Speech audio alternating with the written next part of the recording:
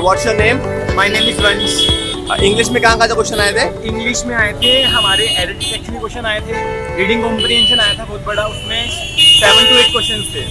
Reasoning English के comparison में और मैथ्स के कंपैरिजन में बिल्कुल इजी आई थी। मेरा 15 मिनट में क्वेश्चन हो गया था, मैंने 5 मिनट में सिंपल उसको देखा कि मेरा क्या क्या गलत है। ऐसा मुझे कुछ खास लगा नहीं कि इंग्लिश में कुछ मुश्किल आया है। और इंग्लिश में मैंने 30 में 30 अटैम्प्ट किए हैं। और हमारा पैराजंबल नहीं आया था, पैराजंबल का एक क्वेश्चन नहीं था। एक आया था हमारा, उसमें वर्ड मीनिंग था, वो 3 सेंटेंसेस दे रखे थे, बताना था उसका, मतलब कि बेसिकली वो था कि वर्ड यूसेज का क्वेश्चन था वो। मैथ्स में कहाँ से क्वेश्चन आए थे? मैथ्स में क्वेश्चन आए थे हम अप्रोक्सीमेटली 10 क्वेश्चन आए थे सिंप्लीफिकेशन के, जो बिल्कुल ईजी थे। 5 क्वेश्चन आए थे हमारे उसके wrong number sorry missing series के, वो भी बिल्कुल ईजी थे। एक DI आई थी, बाकी अरिथमेटिक क्वेश्चन थे। मैं मैथ्स में 30 अटैम्प्ट करके आया हूँ और सिर्फ मैंने 5 अरिथमेटिक क्वेश्चन छोड़े हैं, बाकी मैंने पूरा पेपर अटेम्प्ट किया। रीजनिंग में कहाँ से क्वेश्चन आए थे? रीजनिंग भी ज़्यादा मुश्किल नहीं थी, रीजनिंग भी ईजी थी। मेरी एक पजल रही है, वो भी बाकी मुझे जहाँ तक ध्यान आ रहा है, एक तो अनसर्टेन वाली पजल थी जो मैं छोड़ के आया हूँ, और एक थी डेजिग्नेशन वाली पजल, जिसमें हमें दे रखे थे कि वही एक है डायरेक्टर है, एक वाइस चांसलर है, मतलब कि जिसमें 7 लोग थे।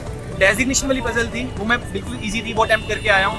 और हमारी एक आई थी स्क्वेयर वाली पजल, उसमें यूँ था कि भाई 4 लोग तो आउटसाइड फेस कर रहे हैं और 4 लोग इनसाइड फेस कर रहे हैं। पेपर का कट ऑफ बढ़ेगा घटेगा? पेपर का कट ऑफ जहाँ तक मुझे लगता है कि हाई जाना चाहिए, क्योंकि फर्स्ट शिफ्ट है और पेपर इजी था, जहाँ तक मुझे लगा, ऐसा फील हुआ।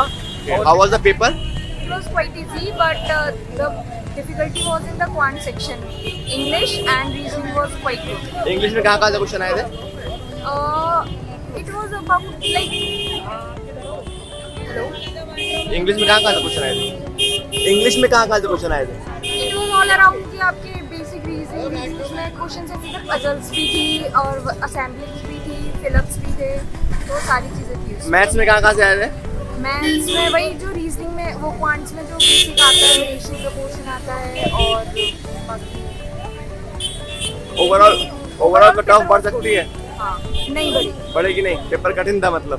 कठिन तो नहीं था, मतलब it was to the level, कि जो उसका लेवल है उसका standard level. Any surprises in the paper? क्या नाम है आपका? Gaurav Kumar. How was the paper? Very easy. English में कहाँ से क्वेश्चन आए थे?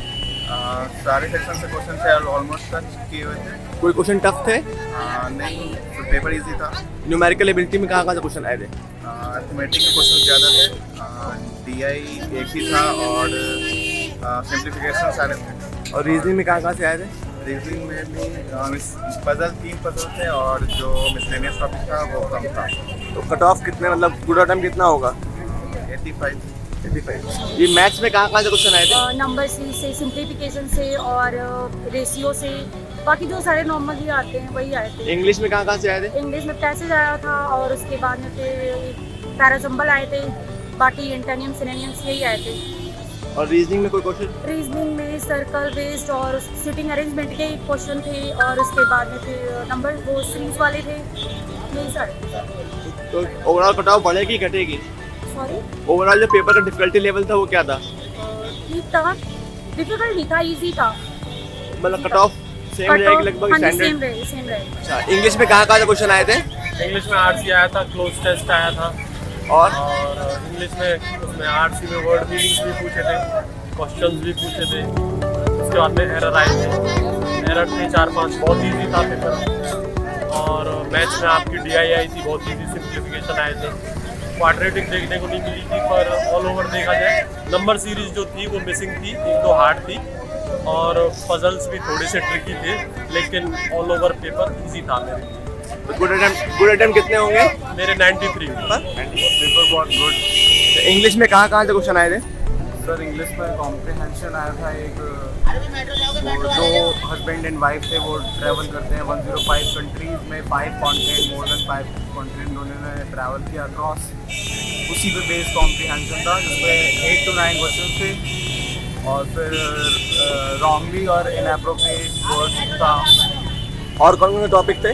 एंटोनिम सिनोनिम आया था? एंटोनिम्स सिनोनिम्स में एक आया था इनफेंसी का ऑपोजिट, और एक इनफैक्ट वर्ड में कोई याद नहीं आ रहा क्या है, इंसुलेंट्री ऐसी कुछ करके था। मैथ्स में कहाँ से क्वेश्चन आए थे? मैथ्स में सर एक DI आई थी, बोर्ड्स और सिर्फ मैन्युफैक्चर था। शिफ्ट की मैन्युफैक्चरिंग दे रखी थी, हमें बोर्ड की निकालनी थी। और 5 आई थिंक नंबर सीरीज आए थे, मिसिंग नंबर सीरीज। और अरिथमेटिक क्वेश्चन थे, 15 question was from simplification. Reasoning में कहाँ से आए थे?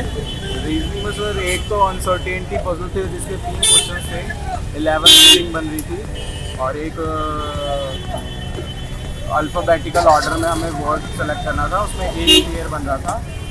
और एक वर्ड बनाना था, उसमें केयर और रेस बन रहा था। और सर स्क्वायर बेस पजल आई थी एक, ओवरऑल कट ऑफ बढ़ेगी घटेगी? पर इसके बारे में तो सर्टेनिटी नहीं है। पेपर तो इजी था। इंग्लिश में कहाँ से क्वेश्चन आए थे? इंग्लिश में तो सर एरर्स थी, पैरा थे, और तुम्हारा जम्बल वर्ड्स था, रीअरेंजमेंट था, यही था। और मैथ्स में? मैथ्स में सिंप्लीफिकेशन थी और नंबर सीरीज थी। और तुम्हारा चैप्टर में जो क्वेश्चन रहते हैं, जैसे तुम्हारा मिसलेनियस के ये थे आपके ये रेशियो के, और मिक्सचर, एलिगेशन, और आपका ट्रेन, बोट एंड स्ट्रीम, अच्छा। स्पीड, इसमें से। और रीजनिंग में कहाँ से क्वेश्चन आए थे? रीजनिंग में सर पजल आई थी, 4 पजल थी, जिसमें कि स्ट्रेट लाइन था, सिटिंग अरेंजमेंट था, और आपका स्क्वायर में ट्रायंगल और रेक्टेंगल में जो बैठते हैं वो वाला सिटिंग अरेंजमेंट था, और आपका वो था कोई ऐसा क्वेश्चन लगा जो आपको सरप्राइजिंगली बहुत कठिन हो या बहुत सरल हो? नहीं, कोई नहीं, कोई सेम पैटर्न पे था? पैटर्न सेम था? हाँ पैटर्न से था। ओवरऑल कट ऑफ बढ़ सकती है घट सकती है? ओवरऑल शायद बढ़ेगी या उतनी रहेगी, पता नहीं। पेपर के लेवल इजी टू मॉडरेट था? हाँ।